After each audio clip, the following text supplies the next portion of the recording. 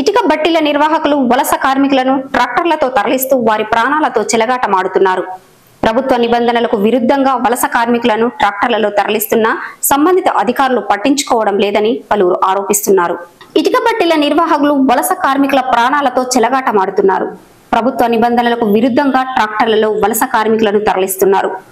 పెద్దపల్లి మండలంలోని రాఘవాపూర్, గౌరెడ్డిపేట గ్రామాల శివార్లలో ఉన్న ఇటుక బట్టీల నుండి పెద్దపల్లి జిల్లా కేంద్రానికి వలస కార్మికులు ట్రాక్టర్లలో తరలివస్తున్నారు. వలస కార్మికులు నిత్యావసర సరుకులు కొనుగోలు చేసిన తర్వాత అదే ట్రాక్టర్లలో ఇటుక బట్టీల వద్దకు తీసుకెళ్తున్నారు. బస్సులు, ఆటోలు, జీబులు, కార్లు తదితర వాహనాలలో అనుమతి మేరకు మాత్రమే ప్రజలను తరలించవలసి ఉంటుంది.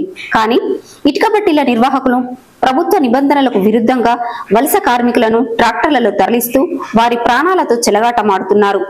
ట్రాక్టర్లలో గొర్రెల మందలాగా వలస కార్మికులను ఎక్కిస్తున్నారు. గతంలో ట్రాక్టర్లలో వలస కార్మికులను తీసుకెళ్తుండగా రోడ్డు ప్రమాదం జరిగి వలస కార్మికులు మృతి చెందిన ఘటనలు చోటు చేసుకున్నాయి. అయినప్పటికీ ఇటుక బట్టీల నిర్వాహకులలో మార్పు రావడం లేదు. అలాగే గూడ్స్ ట్రాన్స్పోర్ట్స్ చేసే ట్రాక్టర్లలో మనుషులను తరలిస్తున్న సంబంధిత అధికారులు పట్టించుకోవడం లేదని పలువురు విమర్శిస్తున్నారు.